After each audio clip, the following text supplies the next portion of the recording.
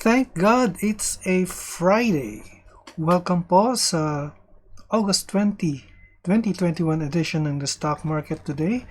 Bukas po ay Sabado at isang holiday, Ninoy Aquino Day po. Sana po ay nasa mabuti tayong kalagayan, COVID-free.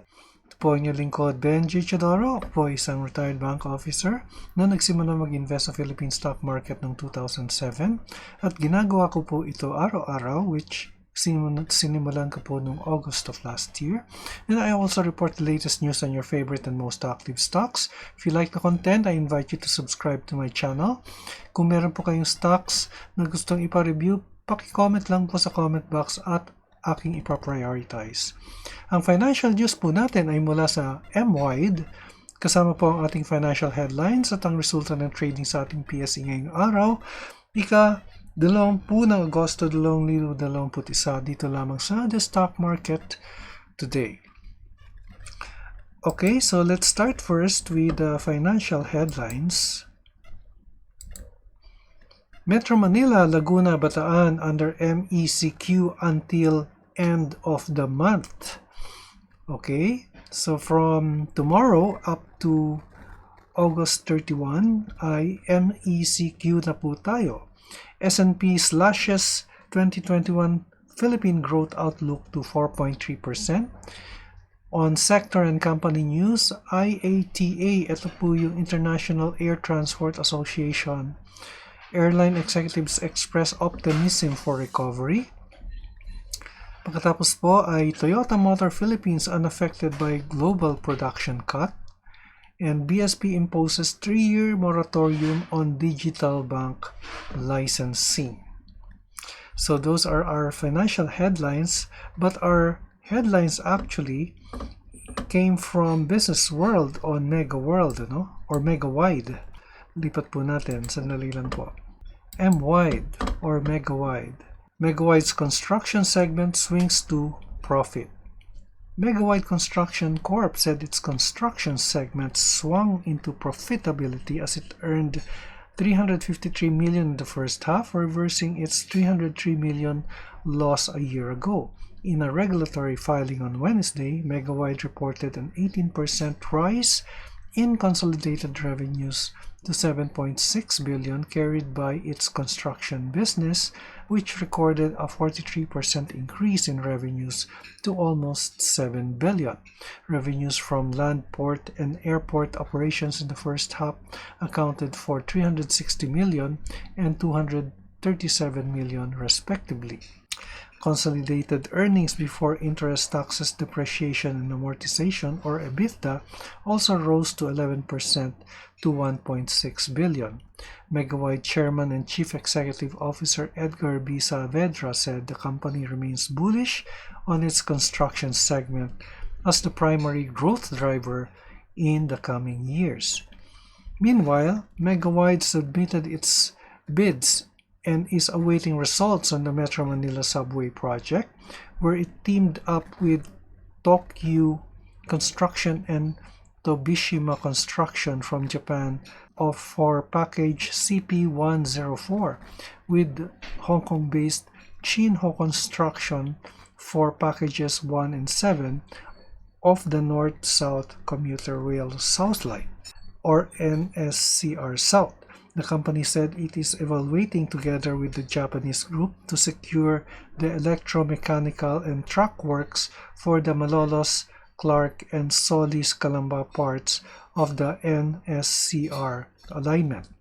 MWIDE is also fast expanding its transport-oriented development portfolio, anchored on hub-and-spoke model, with the country's first land port Parañaque Integrated Terminal Exchange currently at the core. So that's our news for the day, and let's now take a look at the happenings of the Philippine Stock Exchange and the Philippine Stock Exchange Index. Okay, the PSEI lost 85.29 points, or 1.27% down, to end at 6633.22. So after 4 days of moving upwards, the PSEI had a profit-taking day today. RSI is at 51.16.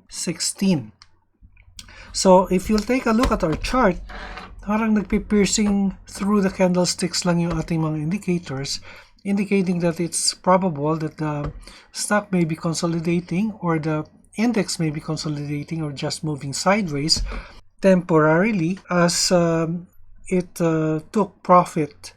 The bourse took profit today. So yung ating market activity naman, 113 companies advanced, well, in spite of the index, and then 78 declined while 47 remained unchanged. The all-share index also declined by 0.43%, while all the sectoral indices are down, which was led by the holding companies at 1.63%. Okay, so let's now go to our stocks that we will be reviewing.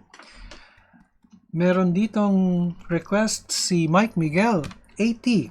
Humabol siya. So nakaabot siya, 80, SEB, MWIDE, GTCAP, which figured in our news. Let's take a look at NIKL, ALLHC, and MER. So we'll be reviewing these 7 stocks via technical analysis. So tignan muna natin si 80. Wow, 80 is bearish. However, the stock had a green candlestick today, gaining 21 centavos rather, at 3.47%. No? Medyo malaki na pala yun, 21 centavos, dahil maliit lang yung kanyang stock price. But it is still bearish.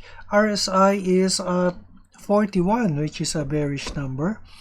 Ngayon po, itong presyo niya ngayon ay nasa support area.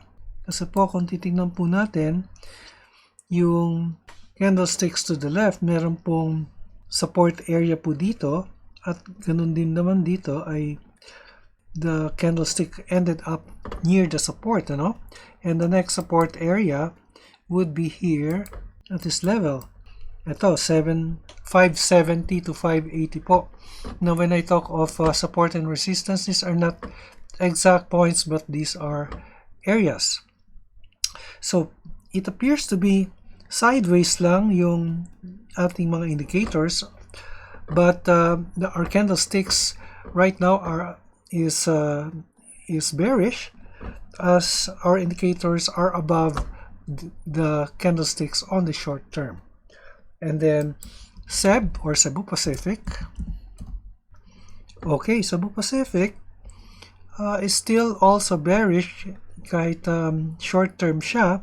On the short term, yung yellow, blue, and black are still, well, right now the orange line, which is our MWIDE, is touching the closing price, 44.80, 44.86 po yung MWIDE. And the RSI is at 45.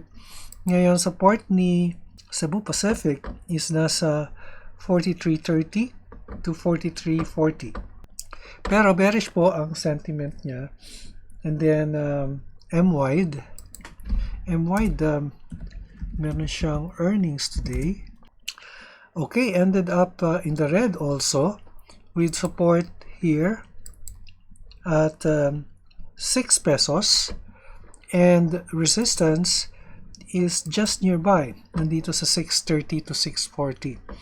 So it has been moving sideways since July 21, at itong area lang po siya gumagalaw, po? Dahil po yung ating mga indicators would indicate that the trend is bearish. RSI is bearish at 43. And then GTCAP, buti na lang natapos na yung ECQ natin, Kasi it's taking its toll in the economy. So, red candlestick na naman tong si GTCAP for the 4th straight day. Support level po siya, 525. Po? And resistance is here at this level at 548.70 to 549. And then nickel. Okay, So nickel had a short green candlestick now, although it's still bearish. Meron siyang volume ngayon. So there is volume today in spite of the short green candlestick, which may be that it is a sign that there may be an upward candlestick coming up soon, ano?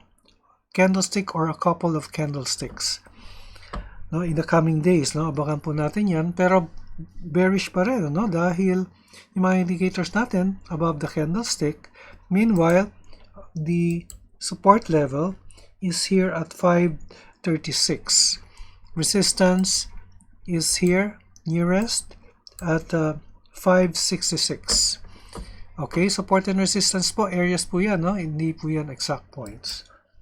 And then ALLHC, Ayala Company, wow, nagkaroon ng, looks like a breakout. Kasi this is the highest price since July 16, ano? And there is volume. May news kaya ito, kaya nagtitrigger siya ng breakout. Meron siya lang siyang quarterly report, ano? Pero bullish po siya, no? Tingnan niyo yung pattern. And since its consolidation here during May ay pataas na po ang kanyang trend, nagkaroon lang po siya ng dips dito sa August. Umakyat siya, nagkaroon ng dip, and then there is this breakout here. And this is the highest since July 15. So bullish po si ALLHC. Ayala Land Logistics Holdings. RSI is bullish also at 63. Now, the support, kunin natin sa MA50 at 395. Now, the resistance, nandito po sa 454 ang nearest resistance po niya. And then finally, we have MER. Undervalued itong MER. Maraming undervalued stocks ngayon. Uy, tingnan mo siya, oh. Nagkaroon siya ng dividend. Ex-date is August 18. Payment is September 15. 5 pesos and 5.7 centavos, ano? Yung po dividendo niya. Pero nag-profit taking po siya, no? It has been moving up and it had a breakout here noong August 13. Umakyat ng konti, bumagsak, umakyat, bumagsak. But looks like this is a consolidation here. In the meantime, bullish po yung trend pa rin based on our exponential moving average. Nearest support is here at this level. Support level po ito, no? 286. And the nearest resistance ay pwede nating ilagay dito. 291. Okay, so that's for Meralco. And that's our stock market report for the day. August 20, 2021. Ito po si Benji Chidoro, nagpapaalala, mag-ingat sa COVID, magpabakuna. An investment in knowledge pays the best interest. Stay positive, but remain negative. Maraming salamat sa inyong pagtangkilik. Hanggang sa muli. Happy weekend, God bless, and bye for now.